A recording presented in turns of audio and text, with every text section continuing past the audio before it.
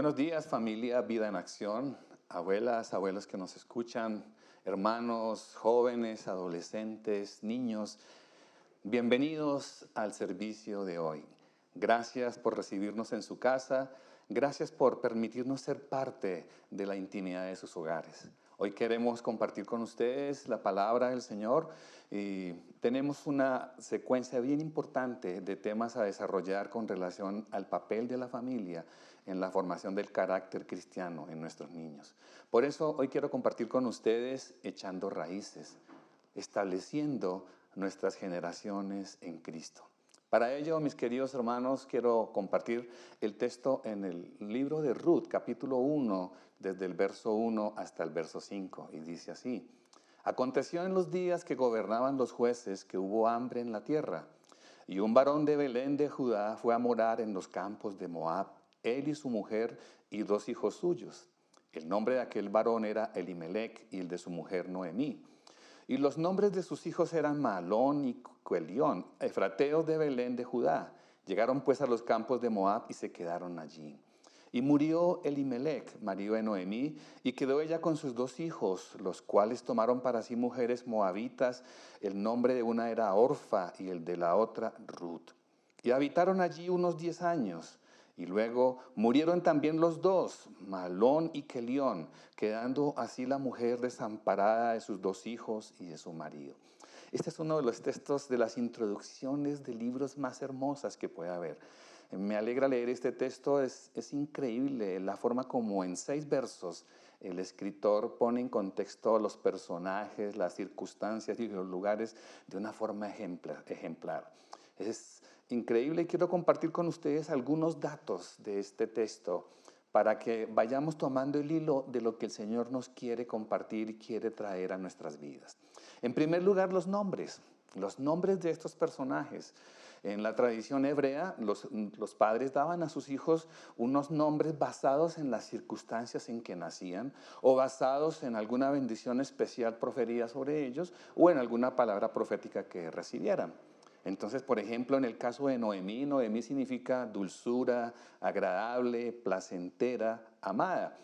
Y es increíble. ¿Qué pensaron los papás de Noemí cuando pusieron este nombre? Estaban ante una niña, una bebé que les había dado ternura, placer y una sensación hermosa de paz y de dulzura. De otra parte, Elimelec en hebreo significa Dios es mi rey. Este es otro nombre poderoso. Dios es mi rey. Y igualmente, muy seguramente los papás de Elimelec pensaban en lo grandioso que había sido la intervención del poder de Dios en la vida de ese hogar para haber puesto este nombre a este niño. De otra parte está el nombre de Quelión y el nombre de Malón. Quelión, increíblemente, significa débil, defectuoso y expuesto al fracaso. Y Malión significa débil, enfermizo y decaído. Wow, yo jamás pensaría en unos nombres así para mis hijos. De todas maneras, algo sucede en la vida de Noemí y Elimelec para poner estos nombres a sus hijos. Entendemos las circunstancias de la historia. Dicen que ellos estaban en Belén, en Éfrata, en la tierra prometida, y tuvieron que emigrar a causa de unas circunstancias difíciles a la tierra de Moab. Y allí en Moab, entendemos Moab es el lugar del desierto, del desamparo. Moab es el pueblo que dio origen Lot a partir de una relación incestuosa con una hija. Esto significa que tanto Noemí como Elimelec salieron del lugar de bendición que era Belén, Éfrata, a un lugar de maldición, de ruina y de destrucción. Tal vez por esa circunstancia es que estos 2 personajes ponen como nombres a sus hijos los nombres que acabamos de ver. De otra parte, encontramos el nombre de las 2 esposas que tuvieron estos muchachos. Una se llamaba Orfa, y Orfa significa con el cuello en alto, testaruda. Es otro nombre bien extraño en la escritura. Y por último, el nombre de Ruth. Ruth significa compañera fiel. Entonces, entendiendo este contexto, queridos hermanos, entendiendo estas circunstancias, podemos empezar a hacer algunas aplicaciones. En primer lugar, que a veces las familias sufren cambios repentinos y no siempre son positivos. Este es el caso de la familia de Noemí y de Abimelech. De una generación con promesa a una generación arruinada. Es increíble, una generación que tenía unos nombres hermosos, llegan a una situación de muerte y de destrucción. También otro cambio repentino que sucede en esta familia es que de una generación Noemí, es decir, de una generación de placer, de alegría y de satisfacción, se pasa a una generación de Mara. Mara, dice Noemí, se hace llamar Mara en sentido de que ella ya no es más dulce ni placentera, sino que es amarga y experimentando dolor a causa del sufrimiento que había tenido de perder a su esposo y sus 2 hijos. De otra parte también, esto nos habla de un cambio interesante, de una generación Elimelech, Dios es mi rey, a una generación Malón y Kelión, es decir, una generación débil y orientada hacia la ruina y el fracaso. ¿Cómo se llega de una generación Elimelech a una generación Malón y Kelión? Sin duda alguna, el transitar los caminos de Moab. Los caminos de Moab son los caminos del apartarse de Dios, del alejarse de los propósitos de Dios y de creer en nuestros propios razonamientos, en nuestra propia sabiduría, que cualquier camino es válido para desarrollar nuestros proyectos de vida, para enfrentar nuestros retos de vida y también que cualquier camino es válido para conocer la voluntad del Señor. También, sin duda alguna, estamos viendo una familia que cambia de la generación Belén. ¿Sabían ustedes, queridos hermanos, que la palabra Belén significa panadería o casa de pan? Es decir, de una generación, de un lugar donde se tenía la provisión de Dios, se tenía la bendición y el sustento, la casa del pan, la casa de Belén, y salir de allí en busca de algo incierto y llegar a la generación Moab. Moab, la tierra del desierto, la tierra de la pobreza, del infortunio, el símbolo del pecado y el recuerdo de la miseria de Sodoma. Y por último, el salir con una generación en familia, bendecida, una familia, llamémosle regular, un papá, una mamá y luego unos hijos, y terminar en una generación irregular, con una familia que realmente uno pregunta cómo se armaría una familia entre la vida de Noemí y la vida de Ruth. En segundo lugar, queridos hermanos, entendiendo este contexto del lugar y las circunstancias y los nombres de estas personas, en segundo lugar tenemos que mirar entonces qué es eso, ese concepto de familia funcional y familia disfuncional. Porque en los contextos de la psiquiatría, de la sociología y aún de la psicología, se habla del concepto familia funcional como un concepto de una familia estructurada en torno a un papá, una mamá y unos hijos. Esto es más o menos lo que se define como concepto de familia funcional. Y de otra parte, pues familia disfuncional es aquella que no enmarca en estos parámetros de estructura que mostré anteriormente. Es decir, este concepto de familia disfuncional cierra la puerta a cualquier otro esquema de familia y nos orientaría a familias que no cumplen con este modelo, con este patrón.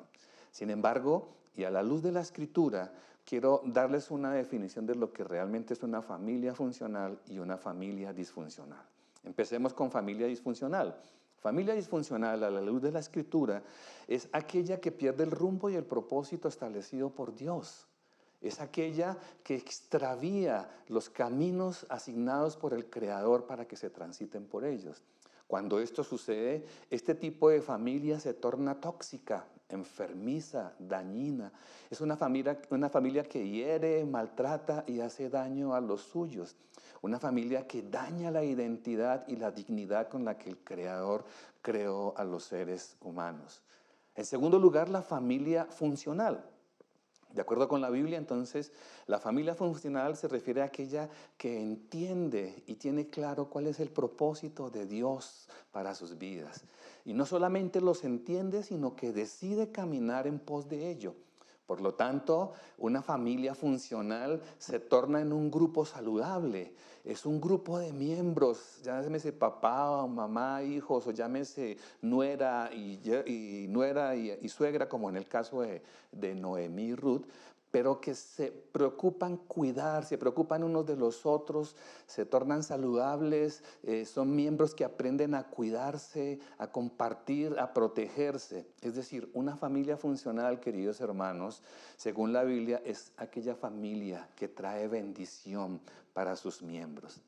Ahora, no es tiempo para, digamos, desanimarse, o tal vez usted está viviendo una circunstancia parecida al modelo disfuncional o el esquema disfuncional. Pero quiero decirles, no es tiempo para desanimarse. ¿Saben por qué, hermanos queridos? Porque a Dios le encanta trabajar con familias disfuncionales. Si ustedes miran en la Escritura, ejemplos hay desde Génesis hasta el último libro de la Escritura en los que Dios trabaja con personas fracasadas, con familias arruinadas y las vuelve en familias, en personas de bendición, en familias, en personas de transformación. Y este es el caso nuestro, queridos hermanos. En Vida en Acción, nosotros no presumimos de tener familias modelo, presumimos de tener familias en proceso de moldeamiento. Su familia, la mía, la familia de los que nos congregamos en Vida en Acción, somos familias que vamos de menos a más. Y por eso, querido hermano, querido papá, querido hijo, escuche bien esto. A Dios le encanta trabajar con las familias disfuncionales. Y el Espíritu Santo tiene el poder para transformar tu disfuncionalidad en funcionalidad. Tiene el poder para hacer de tus errores y de tus fracasos una entrada a la bendición, a la liberación y a la salvación. Por eso Jeremías capítulo 29, verso 11, es un texto muy conocido por nosotros, dice: pues conozco los planes que tengo para ustedes, dice el Señor. Son planes de bien y no de mal, para darles un futuro y una esperanza. Querida iglesia, abuelos que me están escuchando, aún en las canas, cuando ya llega la vejez y te postras y sientes los achaques de la vida, quiero decirte, Dios tiene planes para tu vida. Dios quiere transformar tu forma de ser. Dios quiere transformar tu estilo de vida. Dios quiere impactar en tu familia. Dios quiere traer sus planes buenos y perfectos para transformar el sentido de tu vida. Dos cosas importantes en este texto, queridos hermanos, para darnos un futuro y una esperanza. Futuro nos habla de destino. Hay un destino a donde tienen que llegar nuestras familias. Y ese destino que el Señor ha establecido es la salvación, es la vida eterna y es el poder de una vida transformada aquí en la tierra. Pero también nos habla de una esperanza. Entonces nos está hablando ya no de un lugar, sino nos está hablando de unos propósitos. Dios quiere bendecir tu vida. Dios quiere completar lo que no alcanzaste a completar en tus fuerzas. El Señor quiere traer sobre tu vida, sobre tu familia, restauración, ánimo, vigor, entereza, salud, la bendición completa y perfecta del Padre Celestial. Por eso, queridos hermanos, con relación a la familia y con relación a cómo levantamos a nuestros hijos y a los que nos rodean, la familia funcional cristiana, entonces no se trata de con quién vives. Entiende bien esto. La funcionalidad de tu familia no se trata de con quién vives, sino de cómo vives con los que tú vives. Se trata de cómo reflejas a diario tu vivir, el testimonio de Jesucristo con los que te rodean. ¿Cuán dispuesto estás a hacer de la presencia de Cristo en tu vida una presencia que transforme y bendiga el entorno tuyo, con los que te tocó vivir? En este tiempo de cuarentena, de encierro, te ha tocado vivir circunstancias difíciles y de pronto con personas que ni siquiera conocías, que no tenías ni idea de quiénes eran. Pero hoy el Señor te dice, no se trata de con quién vives, sino de cómo debes vivir la vida. Cómo debes acercarte a los demás reflejando el testimonio de Jesús y la presencia del bendito Espíritu Santo. Entonces, volviendo a la historia de Ruth y a la historia de Noemí, encuentro que a partir del verso 6 de este capítulo 1, tanto Noemí como Ruth y Orfa empiezan a tomar decisiones. Y aquí viene algo importante para ustedes, mis queridos hermanos, para todos. Necesitamos ser una generación enfocada en tomar decisiones correctas. Entonces dice el verso 6, entonces Noemí se levantó con sus nueras y regresó a los campos de Moab porque oyó en el campo de Moab que Jehová había visitado a su pueblo allí en Belén para darles pan. Salió pues del lugar donde había estado y con ella sus dos nueras y comenzaron a caminar para volverse a la tierra de Judá. Y Noemí dijo a sus dos nueras, andad, volveos cada uno a la casa de su madre para que Jehová haga con vosotras misericordia como la habéis hecho con los muertos y conmigo. Os conceda Jehová que halléis descanso, cada uno en casa de su marido. Luego las besó y ellas alzaron su voz y lloraron y le dijeron, ciertamente nosotras iremos contigo a tu pueblo. Y Noemí respondió, no, volveos, hijas mías, ¿para qué habéis de ir conmigo? ¿Tengo yo más hijos en el vientre que puedan ser vuestros maridos? Volveos, hijas mías, e idos, porque yo ya soy vieja para tener marido. Y aunque dijese esperanza tengo y esta noche estuviese con marido y aún diese a luz hijos, ¿habíais vosotros de esperarlos hasta que fuesen grandes? ¿Habíais de quedaros sin casar por amor a ellos? No, hijas mías, ¿qué mayor amargura tengo yo que vosotras? Pues la mano de Jehová ha sido contra mí. Y ellas alzaron otra vez su voz y lloraron. Y Orfa besó a su suegra, mas Ruth se quedó con ella. Y Noemí dijo, he aquí tu cuñada se ha vuelto a su pueblo y a sus dioses, vuélvete tú tras ella. Respondió Ruth, no me ruegues que te deje y me aparte de ti, porque a donde quiera que tú fueres, iré yo, y donde quiera que vivieres, viviré. Tu pueblo será mi pueblo, y tu Dios será mi Dios. Donde tú murieres, moriré yo, y allí seré sepultada, así me haga Jehová, y aún me añada, que solo la muerte hará separación entre nosotras dos. Y viendo Noemí que estaba su nuera tan resuelta, decidió ir con ella y no dijo más. Aquí encontramos tres decisiones importantes, hermanos. Primero, cuando Noemí escucha que en su tierra natal, allá en Belén, en Éfrata, el Señor está trayendo un avivamiento, está visitando su pueblo y está trayendo bendición. Y ella decide volver a la bendición. Primer paso, querida familia, queridos hermanos de Vida en Acción, el primer paso es volver al lugar de la visitación del Señor, al lugar donde Dios quiere traer salvación y vida eterna, paz y abundancia de bendición sobre tu vida. Luego dice que Orfa y Ruth decidieron acompañarla, pero a mitad de camino Orfa lo piensa dos veces y se aparta. Dice el texto que Orfa desiste y se vuelve a su pueblo y a sus dioses. Ese será otro tema y otra enseñanza.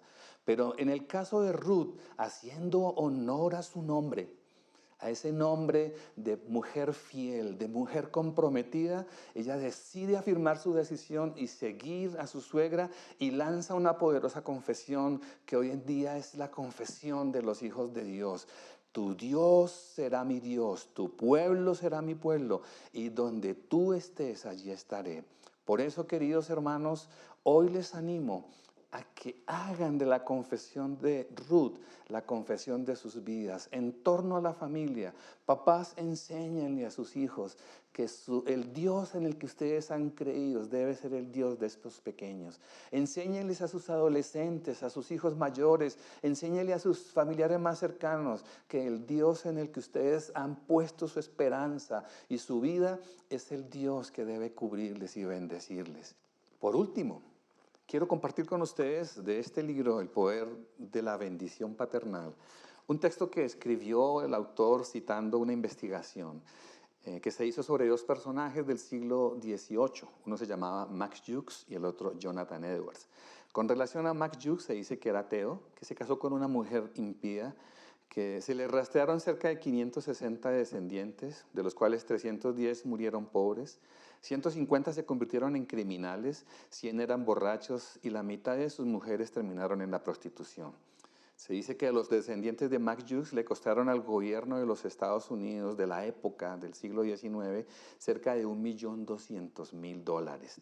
En cuanto a Jonathan Edwards, contemporáneo de Jukes, se dice que fue un cristiano devoto que dio a luz en primer lugar a Dios en el primer lugar en sus vidas, y aparte de eso fue uno de los protagonistas del primer gran despertar de los Estados Unidos. Se casó con una mujer cristiana, se le rastrearon cerca de 1.394 descendientes, 295 se graduaron de universidades, de los cuales 13 se convirtieron en presidentes universitarios, 65 en profesores, 3 fueron electos senadores de los Estados Unidos, otros 3 fueron gobernadores y otros fueron enviados como ministros y misioneros en diferentes países. 30 de ellos fueron jueces, 100 de sus descendientes fueron abogados ilustres, uno de ellos decano de una excelente facultad de leyes, 56 fueron doctores, uno de ellos fue decano de la facultad de medicina, 75 fueron oficiales del ejército, 100 fueron reconocidos misioneros, predicadores, autores prominentes, otros 80 tuvieron algún tipo de cargo público influyente, de los cuales 3 fueron alcaldes de grandes ciudades y uno fue contralor del Departamento de Hacienda y uno de ellos el vicepresidente de los Estados Unidos. Quiero decirles, queridos papás, queridos hermanos, no podemos dejar de hacer la tarea que estamos haciendo con nuestros hijos. No podemos ser la generación que renuncia a instruir a sus hijos en los propósitos del Señor. No podemos ser la generación que hace el tránsito de la bendición de Belén a la maldición de Moab. No podemos ser la generación que permite que nuestros hijos se llamen Malión y Kelión. Queremos ser la generación que impacta la vida de nuestros hijos, la generación que bendice, que levanta, la generación que anima para que estos nuevos retoños que tenemos, nuestros pequeños, los jóvenes que están con nosotros, sean la generación del gran despertar que vendrá sobre nuestra nación, sobre nuestra amada nación. Por eso hoy quiero encaminarles para que hagamos de la gloria del Señor nuestro gran motivo y nuestra gran realidad en este tiempo. Si algo impactó la vida de Ruth en el testimonio de Noemí, es que Noemí, en medio de su dolor y de su amargura, siempre tenía un testimonio de la gloria del Dios de Israel. Yo les animo a que oren conmigo en este momento para que pongamos nuestra esperanza, nuestra confianza y renovemos nuestros votos de servir al Señor. Yo le pido que de una forma muy especial diga conmigo: Padre Celestial, aquí estoy con mi casa. Si quiere, tómese de la mano con sus hijos, con los suyos, y dígale: Señor, aquí estoy en mi casa, Señor amado. Anhelo caminar en el camino de bendición que eres tú, amado Jesús. Señor, en el nombre de Jesús, enséñanos a transitar la vida conforme al Evangelio. Y así como Ruth y como Noemí, Señor, enséñanos a tomar decisiones sabias, enséñanos a enfrentar los cambios de la vida, por difíciles que estos sean, y enséñanos a caminar en la bendición que tú nos has dado, Señor. Te pedimos, Señor, que nuestras vidas te puedan servir, que nuestras familias, nuestra casa, lo que tenemos, lo que somos, te sirva, y que podamos decir en este tiempo, así como lo proclamó Ruth: no me ruegues que te deje, ni me aparte de ti, porque a donde quiera que tú fueres, iré yo, y a donde quiera que vivieres, viviré yo. Tu pueblo será mi pueblo, y tu Dios será mi Dios. Amén, en el nombre de Jesús. Amén. Qué bueno, familia de Vida en Acción, poder entender la palabra y poder ser alumbrados por la luz de Jesucristo. Y amigo que nos está escuchando, yo sé que estas palabras te han provocado, te han hecho reaccionar. Hoy quiero decirte: necesitas a Jesús. Y como necesitas a Jesús, te voy a pedir que ores conmigo y digas en tu corazón con mucha sinceridad y con mucha devoción: di: Padre Celestial, recibo a Jesús como mi Señor y mi Salvador. Acepto tu gracia, acepto tu perdón. Perdona todos mis pecados, perdona todas mis ofensas y hazme tu hijo de ahora en adelante. Muchas gracias, hermanos. Bienvenidos. Ahora que han recibido al Señor, bienvenidos al pueblo de Dios. Hoy tenemos un tiempo especial, es el tiempo en el que nos encontramos en familia para bendecir, para celebrar al Señor. Ahora permítanme orar por ustedes, iglesia, hermanos amados. Permítanme orar por sus vidas, por sus casas, por sus economías. Padre Celestial, en el nombre de Jesús, gracias, Señor, por las familias que hoy nos han recibido en la intimidad de su casa. Pedimos que tú les bendigas. Pedimos que en este tiempo, Señor, de cuarentena, tú les hagas fructíferos, tú les prosperes y tú pongas en ellos tu paz, Señor. Oramos para que la gloria de tu Espíritu Santo transforme los corazones, bendiga las vidas, Señor, y tú visites a cada familia con la provisión de bendición, Señor. Señor. Oramos para que cada familia que hoy nos está escuchando, que hoy ha permitido que sus puertas se abran a tu evangelio, a tu presencia, sea bendecida, Señor. Oramos por provisión sobrenatural. Oramos, Señor, por aquellos que están en dificultades y en crisis económicas. Bendícelos de una forma poderosa y especial. Oramos por los enfermos. Sánalos, Señor. Es tiempo de milagros. Este es un tiempo de milagros. Sana al enfermo, sana al afligido, sana al quebrantado, Señor. Y levanta a tu pueblo para la gloria de Jesucristo de Nazaret. Amén. Dios los bendiga, queridos hermanos. Un feliz domingo.